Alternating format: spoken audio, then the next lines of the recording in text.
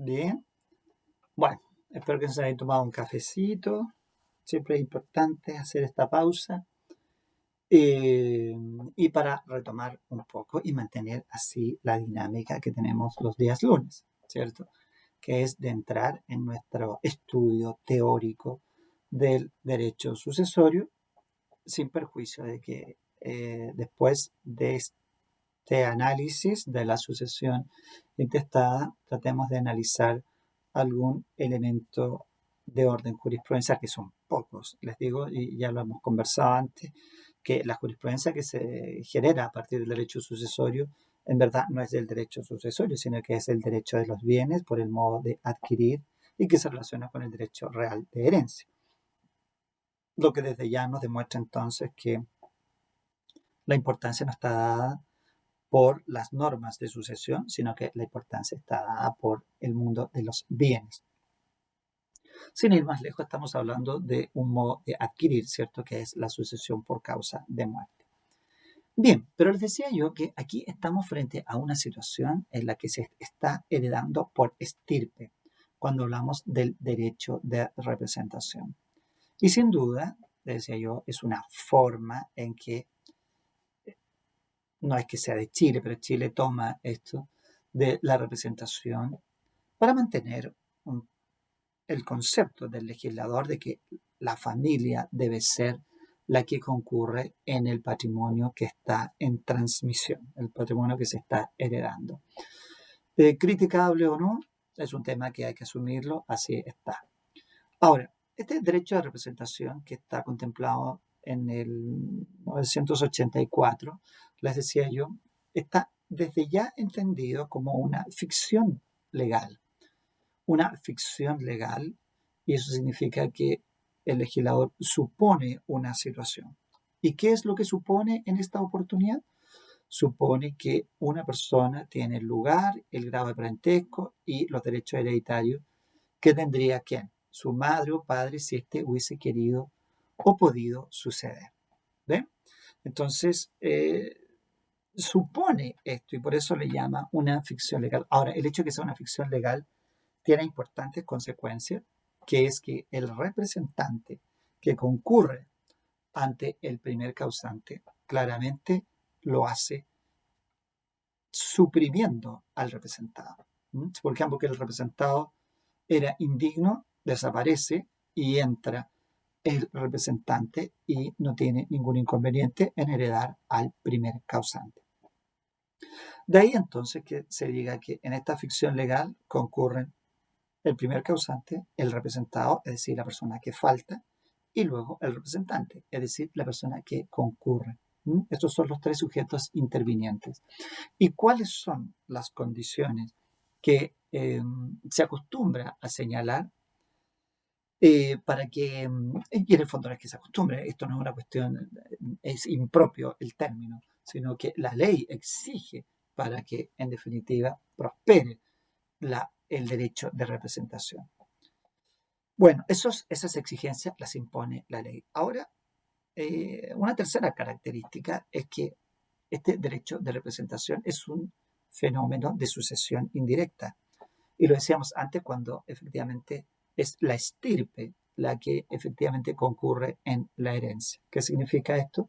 Que todo el grupo que está debajo del representado concurre precisamente en ese predicamento. Es ellos los que representan a ese sujeto que ha desaparecido. Desaparecido vamos a ver por qué después, porque las razones por las que falta las vamos a ver a continuación. Pero ¿qué estamos diciendo con esto? Que el grupo se lleva toda aquella porción hereditaria que concernía al individuo que falta. De manera que son tres herederos que concurren por el padre que formaba parte de otro grupo de sucesión hereditaria. Entonces concurren solo por la parte que a este le corresponde. Bien, dicho esto, entonces analicemos cuáles son esos requisitos que establece la ley para que estemos en presencia de un derecho de sucesión indirecta, en este caso llamado entre nosotros derecho de representación. Y el primero El primero es que se trate de una sucesión intestada. La lógica ya parte desde aquí porque el derecho de representación está regulado a propósito de la sucesión intestada. Entonces, desde esa perspectiva, inmediatamente podríamos decir que aquí es donde el legislador tiene que traducir esa presunta voluntad del sujeto, porque no es necesario allá en el testamento, porque el testamento, el causante con su propia voluntad, va decidiendo cuáles son las líneas por las cuales desciende su patrimonio, ¿cierto? Bueno, desde ese punto de vista, entonces, no habría mayor complejidad. Sin embargo, por ahí se van a encontrar con los textos de los autores que señalan que excepcionalmente la representación también puede operar en sucesión testada. Y son dos los campos. Primero, en el campo de las legítimas, en orden cronológico no son las legítimas son en segundo lugar. En primer lugar, cuando se ha dejado algo indeterminadamente a los parientes. Cuando se deja algo indeterminadamente a los parientes, es otra de las instituciones de nuestro código que demuestran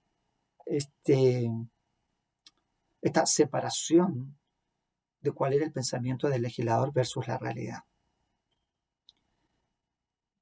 Si efectivamente existe la posibilidad de dejar algo indeterminadamente a un grupo de parientes, lo que está queriendo decir es que es tanto el caudal hereditario que efectivamente se pueden dejar bienes incluso a un grupo indeterminado de personas.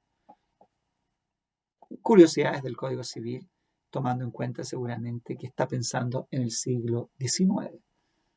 Pero ¿cuál es el punto? Que el legislador dice, si en ese caso se diera, entonces se va a llamar a los parientes de grado más próximo, operando entre ellos el derecho de representación.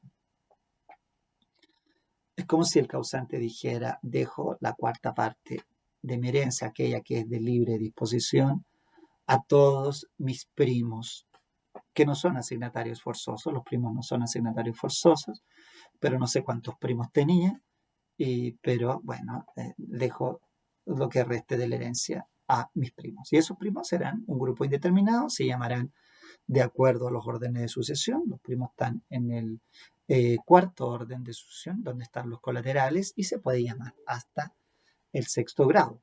Pero en este caso, el legislador dice se llamará a los de grado más próximos, operando entre ellos la representación. Curiosidades que tiene entonces el código en esta materia. Y el otro caso de excepción, ese sí es más relevante porque es una pregunta que hago en los grados, es en la distribución de la legítima. Porque ¿cómo se distribuye la legítima? Según el 1183, se distribuye en conformidad a las reglas de la sucesión intestada, operando en este caso las órdenes sucesorios y también la representación. ¿Ven? Entonces ahí uno podría decir que excepcionalmente se está aplicando la representación en materia de sucesión testada. Pero si uno es en el fondo más analítico, se da cuenta que en el fondo no es que esté aplicando la representación en materia testada, sino que la sucesión testada se remite a la sucesión intestada cuando tiene que resolver el problema del grupo indeterminado de parientes o cuando tiene que resolver el tema de los legitimarios en la asignación forzosa, en esta asignación forzosa denominada legítima y que está señalada en 1183. ¿Bien? Bueno, dicho esto, concluimos entonces el primero de los requisitos necesarios para que opere el derecho de representación. Luego, para que opere este derecho de representación, según señala el legislador, solo opera en la línea de la descendencia. Por lo tanto, por eso, porque fíjense que el 984 ahora se hubiese podido representar al padre o madre, de manera que la representación es siempre hacia abajo, ¿ah? Siempre es en la descendencia. Y con un tercer requisito de inmediato, que la descendencia solo es la descendencia de los hijos y la descendencia de los hermanos. ¿Ya? Entonces, en este caso, estamos entonces frente a una situación que es limitante. ¿Ah? La descendencia, y en segundo lugar, o en tercer lugar, como tercer requisito, esa descendencia tiene que ser la descendencia o de los hijos o la descendencia de los hermanos.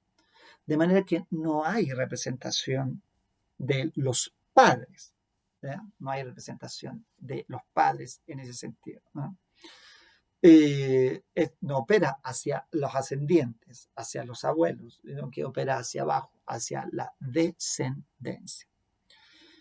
Y el cuarto requisito es un requisito importante y que es en el fondo el que lo caracteriza por ser entonces un derecho de sucesión indirecta, que es el que tiene que faltar el representado. Ya dijimos que tiene que haber un primer causante, un representado y un representante. Entonces, para que concurra el representante, es necesario que el representado falte. Y el código no se encargó de señalarlo de una manera explícita, pero sí, porque esta institución del derecho a representación siempre supuso la idea de que muera, ¿cierto? Muerto el padre, muerto o la madre, se puede concurrir en su representación ante, por ejemplo, el abuelo. Entonces, la pregunta es, ¿y qué pasa si no ha muerto? ¿Cabe el derecho a representación? En el derecho chileno, sí.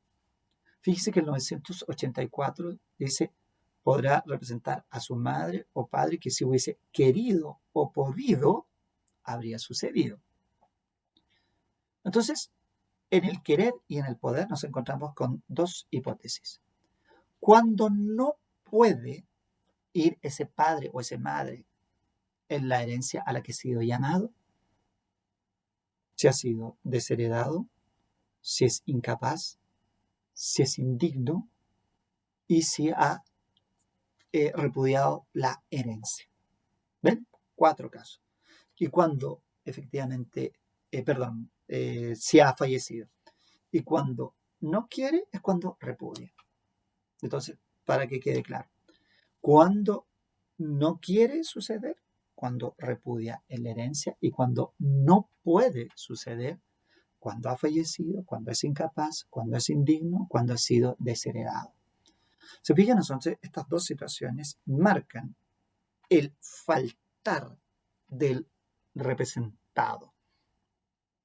Si falta el representado, entra el representante y entra por una ficción legal.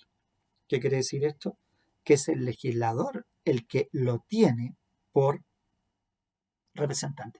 Por lo tanto, se supone que en este caso es el interesado el que debe acreditar que efectivamente está en aquellos que tienen derecho de representación.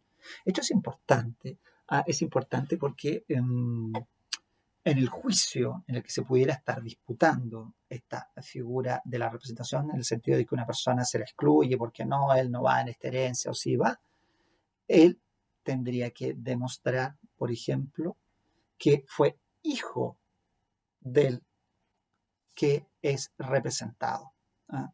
Supongamos una herencia de 5 hermanos, hay un hermano que efectivamente por allí murió hace mucho tiempo y por ahí se enteraron que había un hijo, que no había un hijo, qué sé yo. Entonces se obtiene la posesión efectiva y se obtiene solo para 4 hermanos. Porque dijeron, mi hermano ha muerto y no dejó descendencia. Así que si hay alguien que lo representa, somos nosotros, los hermanos, porque recuerden que la representación puede operar por los hijos o en los hermanos. Por tanto, los únicos que podrían comparecer somos nosotros mismos. Los otros 4 hermanos, dice. Y aparece este sobrino, hijo del hermano fallecido. Entonces, los hermanos dicen, oye, sí, pero mira, nosotros sabemos que efectivamente nuestro hermano tuvo una relación con tu mamá, pero de ahí a que te haya reconocido es otra cosa. Entonces, ese sobrino tendrá que demostrarle al tribunal que efectivamente era hijo de la persona que está fallecida, que es el hermano de estos otros cuatro, y probada que sea la filiación, el estado de hijo, en este caso, del fallecido, recién entonces podrá operar el derecho de representación. ¿Ven? Entonces ahí se puede producir, y se ha producido muchas veces este problema, porque a veces las personas han tenido hijos y de eso no han tenido conocimiento, por ejemplo, sus hermanos. Y al no tener conocimiento, eso no significa que la ley los excluya, porque si efectivamente fueron reconocidos por ese hermano, esas personas son quienes lo representan ante la sucesión de, en este caso, el abuelo de ese sobrino, ¿cierto? Bueno, aquí entonces por eso es importante que efectivamente se configuren estos elementos del derecho de representación. Ahora, supongamos que en una sucesión se dan todas estas figuras, ¿eh? Se dan todos estos requisitos. ¿Cuál es el efecto? El 984 es bastante claro en esta materia del efecto, porque en primer lugar, cuando habla dice, tendrá el lugar y los derechos, ¿ah? El grado de parentesco, lugar y los derechos que le habrían correspondido. Eso significa que el gran efecto, digamos, es tripartito. La persona que efectivamente acredita la representación pasa a ocupar el lugar, el grado de parentesco y los derechos que le corresponderían al padre o madre si éste hubiese querido o podido suceder. Es importante porque es un efecto incluso que es solo generosidad de la ley. La ley dice, cumples con los requisitos, yo te doy la calidad de representante, porque si ustedes se fijan, aquí no ha intervenido para nada la voluntad del representado. No es que el representado diga, quiero que mis hijos me representen. Aunque no lo haya dicho, da exactamente igual, porque los hijos de este representado que ha, supongamos, fallecido, van a concurrir por un efecto de ficción legal, por una suposición legal. Entonces, he ahí la relevancia del efecto jurídico del derecho de representación. Bien, tenerlo presente porque el derecho de representación hay que tenerlo bastante claro, sobre todo, por ejemplo, a mí los casos que más me ha tocado ver es cuando hay que reconstruir un título en el que se vende una propiedad. Porque resulta que la propiedad perteneció, me acuerdo el caso de una señora muy viejita, pero resulta que la persona falleció. Y cuando fallece, obviamente no tuvo hijos, en el caso que yo estaba analizando, no tuvo hijos, solo tuvo 7 hermanos. Pero los 7 hermanos estaban fallecidos todos. Pero como opera la representación en la línea de la descendencia de los hermanos, hubo que empezar a ver entonces ya una tercera generación. Estaba la primera abuelita, luego sus hermanos, que estaban los 7 fallecidos, luego la tercera línea, los hijos de esos hermanos. Y en esos hermanos encontramos con, si mal no recuerdo, 18. 18, ¿no? Que son en el fondo primos, por decirlo así, porque son hijos de hermanos. ¿Ya? Y en esos 18 había 4 que estaban fallecidos y ahí había que volver a bajar y ahí nos encontrábamos con 7 más. ¿Por qué? Porque la descendencia, la representación opera en la descendencia y opera hasta el infinito. O sea, la abuela, que no era la abuela, sino que era una hermana, pero yo le llamo abuelita porque era una señora mayor. Esa hermana, sus 7 hermanos que ya estaban fallecidos, los hijos de esos hermanos, que son los primos, y después de algunos primos fallecidos, los descendientes de esos primos. Entonces, así se va configurando este derecho de representación y como ustedes pueden ver, eh, complica mucho, mucho cuando uno tiene que hacer un estudio de títulos, porque ese estudio de títulos conlleva el obtener, por ejemplo, todas las posesiones efectivas de los hermanos, todas las posesiones efectivas de los primos fallecidos, ¿no? Y solo así uno va reconstruyendo el título. ¿Mm?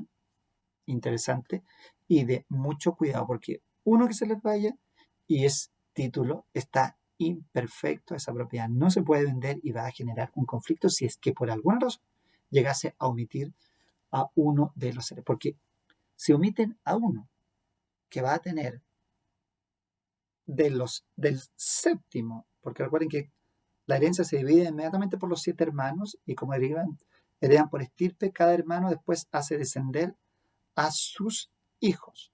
Entonces, un séptimo para 3 hijos que tenía este, un séptimo para 2 hijos que tenía este, un séptimo para 5 hijos que tenía este. ¿Eh?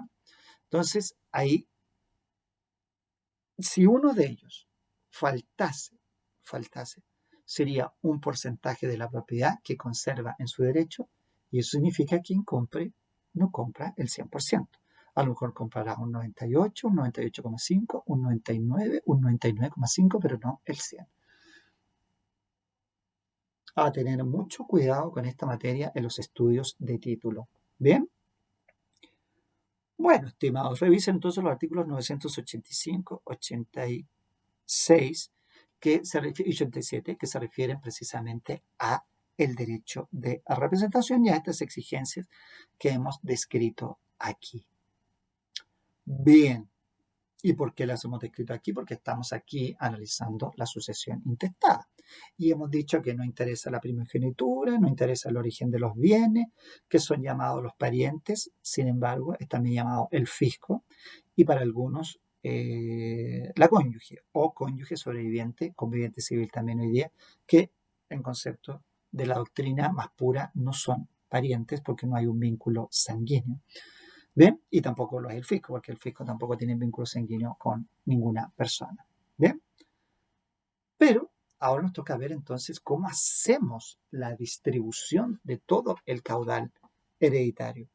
Y ustedes ya saben que aquí el caudal se va a dividir en los órdenes sucesorios. Esta es la figura que utiliza el legislador para hacer la distribución de los bienes.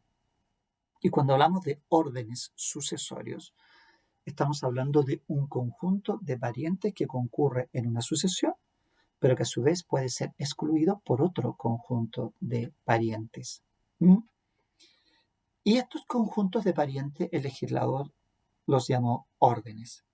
Y tenemos primer orden, que es el de los hijos personalmente representados. Tenemos el orden de el cónyuge sobreviviente y los ascendientes.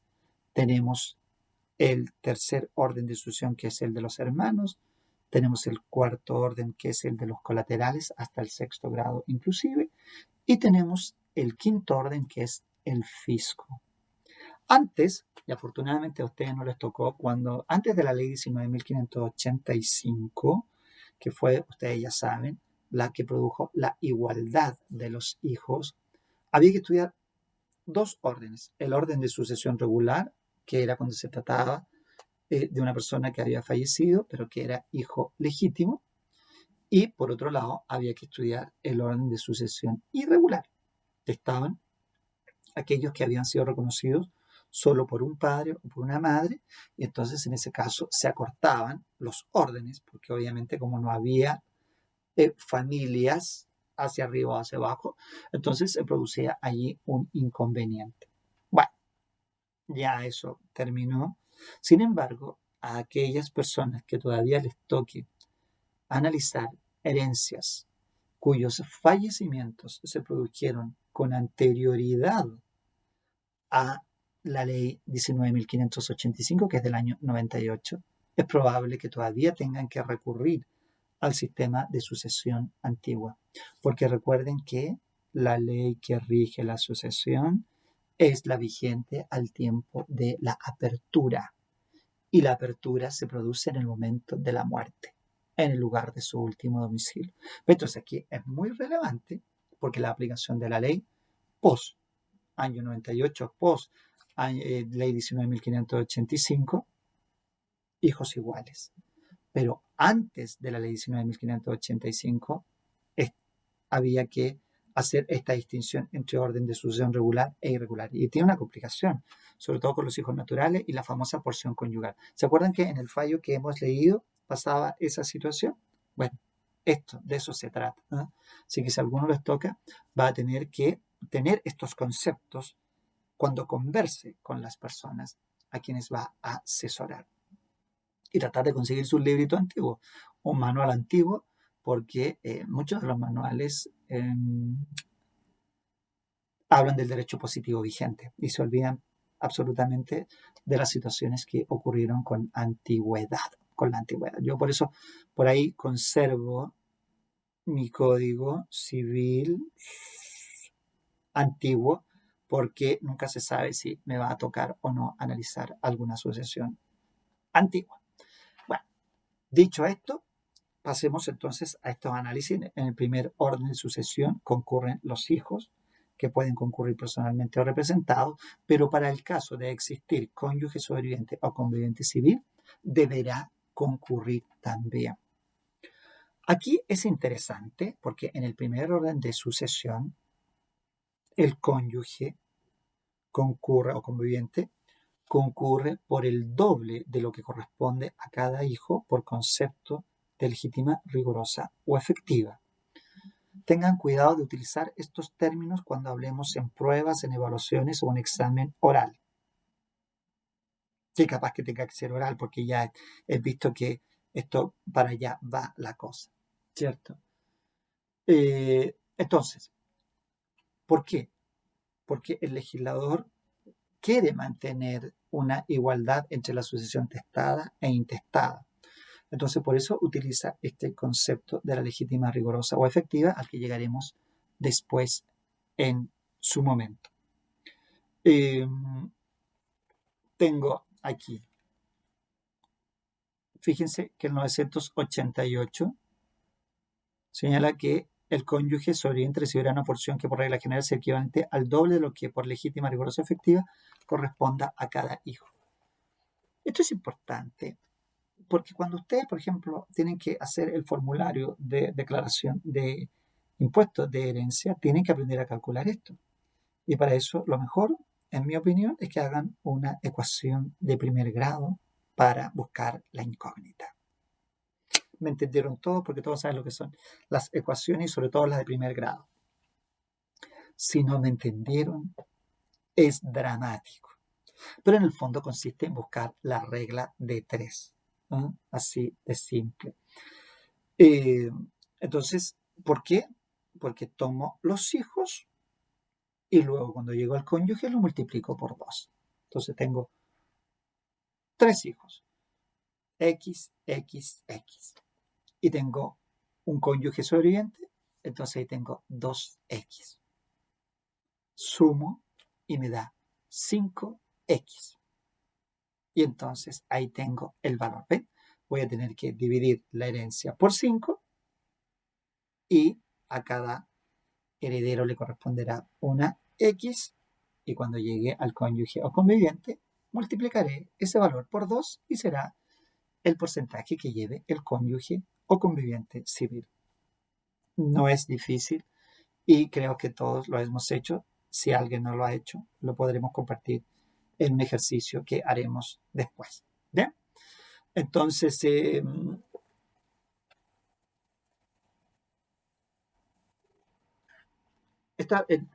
por ahí descubrí el otro día que los videos se pueden intervenir, pero me estoy ensayando en eso. ¿Eh? Entonces decía yo,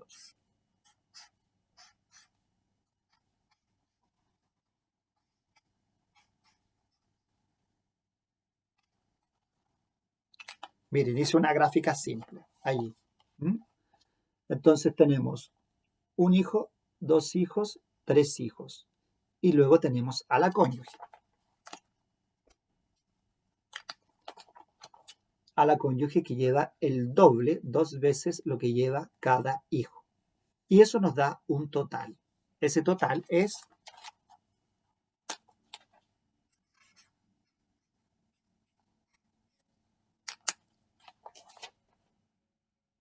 ¿ven? Ahí lo tenemos. El total son 5X. Por lo tanto, ¿qué tengo que hacer yo? Dividir entonces la masa total por 5 y ahí me da el valor de X.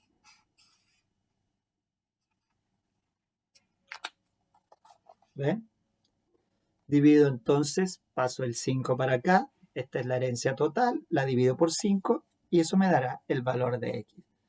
Esa porción es la que yo le asignaré a ese heredero, a ese heredero, a ese heredero, y cuando llegue al cónyuge o conviviente civil, multiplicaré el valor por 2 y se lo entregaré a él. Supongamos que ustedes fueran el árbitro partidor. ¿Ven? Bueno, ahora, ¿cuál es el punto de aclarar esto? Que cuando lleguemos, ustedes como, no todavía, como partidores, pero cuando lleguemos al área de lo que es, tengo una llamada ahí de estos computadores, cuando lleguemos al análisis de la legítima, rigurosa o efectiva, entenderán por qué aquí decíamos esta figura. ¿Bien? Bueno, ahora, el código igual da una regla en el caso que fuera un solo hijo. Si es un hijo, cónyuge sobreviviente, y el hijo se llevan entonces la mitad de la herencia que le corresponde, ¿ya? Que la parte que sea efectivamente herencia. ¿Y por qué razón? Porque el legislador allí en el fondo duplica de inmediato a lo que lleva el cónyuge. Sin embargo, puede ser que el causante haya tenido varios hijos. Entonces, esta regla de que efectivamente al cónyuge le corresponde el doble de lo que lleve cada hijo, se rompe cuando traspasamos el séptimo hijo, porque allí el cónyuge empieza a recibir una cantidad bastante más inferior. Entonces, el legislador establece ahí mismo en el 1988 una regla de protección al cónyuge o conviviente civil sobreviviente. Establece que si efectivamente se disminuye tanto el porcentaje que debe recibir el cónyuge sobreviviente, entonces terminamos en que el cónyuge quedaría absolutamente desprotegido. Imagínense que tuviera 10 hijos, ya recibiría muy poco el cónyuge sobreviviente. Entonces el legislador dijo, la regla se detiene. Lo mínimo que puede recibir el cónyuge es un 25% de esa herencia. Si así ocurre, quiere decir que son los hijos los que empiezan a bajar el porcentaje de lo recibido. ¿Bien? Es una norma de protección, está ahí mismo en el 988. Por tanto, tiene tres reglas. La primera, que el cónyuge sobreviviente lleva el doble que corresponde a cada hijo. Segunda, que si hay un hijo y un cónyuge, cada uno llevará la mitad de la herencia. Y tercero, si es que efectivamente hay varios herederos, que después del séptimo, las matemáticas dicen eso, entonces ahí los hijos empiezan a reducir su porcentaje porque el cónyuge o conviviente civil sobreviviente no puede recibir menos de una cuarta parte de la herencia. ¿Bien? Entonces es un tema a tener presente. Denme un solo segundito que como ahora estos llamados son en línea, entonces hay una reunión que se está gestando en línea. Ya, bueno, pero ahí está listo. Continuamos nosotros con lo nuestro. Bien, entonces se entiende esta idea. Ahora, podría darse el caso de que, por ejemplo, el cónyuge o conviviente civil sobreviviente, que aquí voy a hablar del cónyuge, que es la figura que se puede dar, no esté, no porque haya muerto, sino porque haya existido, por ejemplo, en el sistema antiguo algún tipo de divorcio que pasó a considerarse como separado judicialmente. Si el cónyuge ha dado motivo por su culpa a la separación judicial, entonces adquiere una calidad de indigno, por ejemplo, y entonces no llevaría herencia. ¿Bien? Entonces, eso pasa, podría pasar también con los hijos, si de alguna manera se encontraban en una situación de indignidad, por ejemplo, contrajeron matrimonio sin autorización de los padres cuando tenían entre 16 y 18 que requieren el ascenso. también podría haber allí una situación de indignidad para suceder. Pero si no se dan estas situaciones de excepción, las reglas son las que contiene el 988. ¿Mm? Bueno, en el segundo orden de sucesión, está el cónyuge sobreviviente o conviviente civil y los ascendientes. Aquí el código parte de la base que la herencia se divide en tres partes y le asigna 2 al cónyuge sobreviviente y 1 al ascendiente. De manera que estos causantes del orden van juntos. Van juntos. Si no existiera ascendiente, todo lo lleva el cónyuge o conviviente. Si no existiera cónyuges, todo lo llevarían los ascendientes. El tema es nuevamente una especie como de reforzamiento del clan familiar, porque perfectamente se podría pensar que estas son situaciones a lo mejor en las que el causante estaba interesado en que sea su cónyuge sobreviviente el que lleve toda la herencia y no tiene por qué repartirla con sus padres solo por las circunstancias de que él no tuvo hijos. Sobre todo en una sociedad que cada vez tiene más hijos, perdón, nada que una sociedad que cada vez tiene menos hijos y que menos se casa, contemplar esta situación de que vayan junto con el cónyuge sobreviviente, porque no hay hijos, y estemos en el segundo orden, vayan también los ascendientes, es una forma casi de solidaridad, lo que me parece muy respetable si ese fuese el fundamento y así se dijese y se declarase.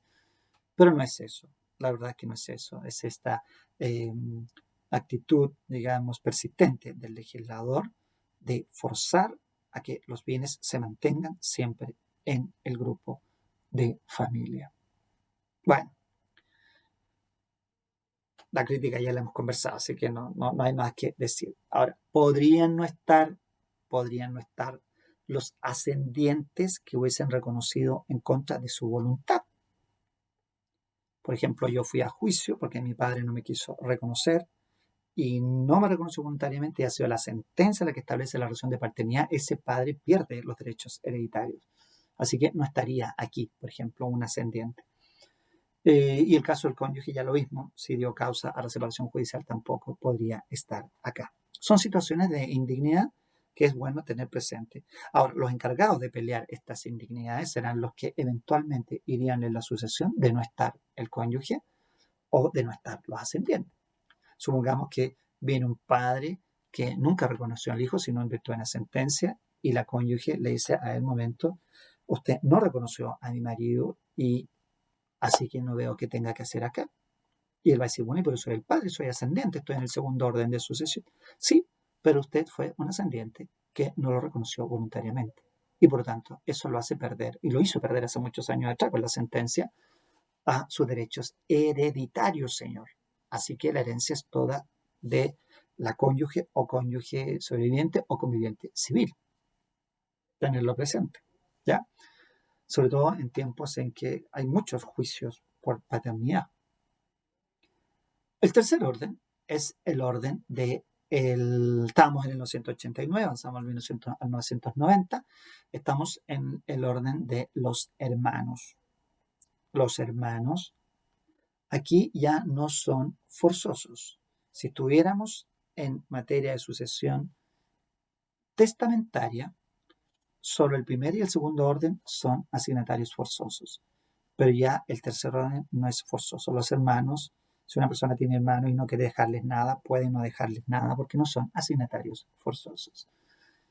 Sin embargo, si nada dijo, operará la ley hace operar el segundo orden de sucesión y distingue entre dos tipos de hermanos. Los hermanos de doble conjunción, que son aquellos que yo tengo de padre y madre, y también los hermanos de simple conjunción, aquellos en los que soy solo hermano por parte del padre o hermano por parte de la madre. Los hermanos, recuerden, tienen en sus hijos y en sus nietos el derecho de representación.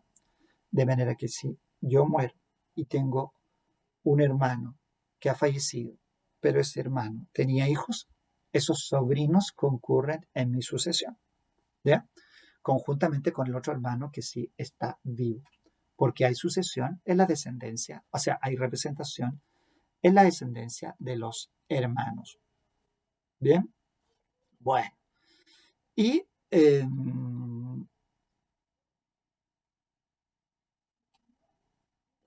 la proporción. La proporción. El hermano de doble conjunción lleva la parte completa de la herencia, en tanto que el hermano de simple conjunción lleva la mitad de lo que corresponde al hermano de doble conjunción. Una discriminación que en estos tiempos no se justifica cuando uno tiene hermanos, sea de padre o de madre, da exactamente igual. Y como además no son forzosos, ¿qué más da que la ley los iguale? La ley supone que uno quiere más a los hermanos de padre y madre que a los hermanos o de padre y madre. Pero eso es una suposición y ese es el error legislativo. ¿Ah? En el caso del cuarto orden de sucesión, no hay mucho que decir porque son los colaterales que llegan hasta el sexto grado, que vendría siendo el hijo de primos. ¿Mm? Los hijos de los primos. Y en último lugar, el fisco. Deme un segundo, que está produciéndose un llamado. ¿A qué hora es? Ya,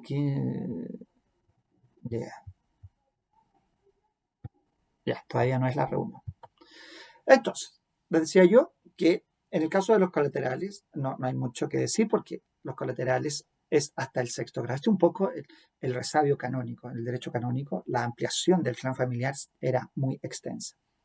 Pero estamos hablando de personas que no son forzosas, así que por lo tanto, si el causante lo suprime en su testamento, al igual que sus hermanos, no pasa absolutamente nada.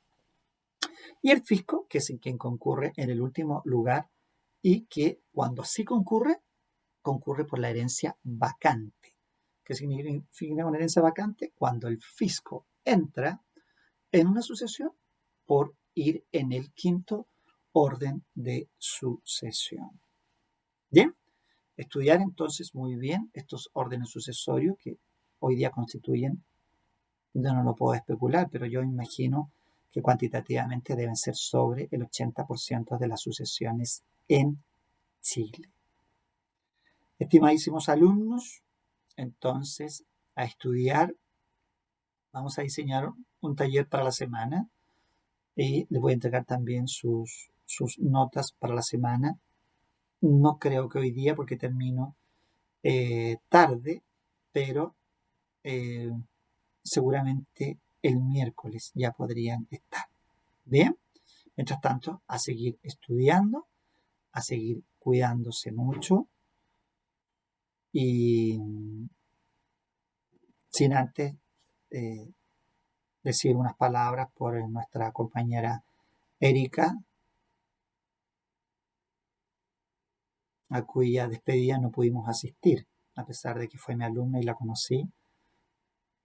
Y lamentablemente esto de la cuarentena, bueno, generó muchas circunstancias complejas. Pero el recuerdo de una buena alumna, de una alumna muy participativa, muy optimista y algo tremendamente valioso. Una mujer que tenía todas las ganas de superarse. Y eso es, pero tremendamente valioso. Que en el fondo haya partido, pero con ese deseo permanente de ser mejor. Que pareciera ser la lección de cada ser humano, ¿cierto? De que nosotros estamos para eso, para ser mejores personas. Y ella lo logró, lo logró, porque que un profesor recuerde a un alumno, a veces como contradictorio, deben ser los alumnos que los que algún día despidan a su profesor, ¿cierto? Pero aquí es como un padre que despide a un hijo. Así que, bueno, un recuerdo para ella, un recuerdo de que fue una muy buena persona, una buena alumna, una alumna, como le digo, con estos valores. Así que yo agradecido de haber compartido en mis clases con ella. Y mi deseo para usted es que efectivamente aspiremos siempre a lo mismo, a ser mejores. Un abrazo a todos, que estén muy bien y nos vemos la próxima semana. Que estén muy bien.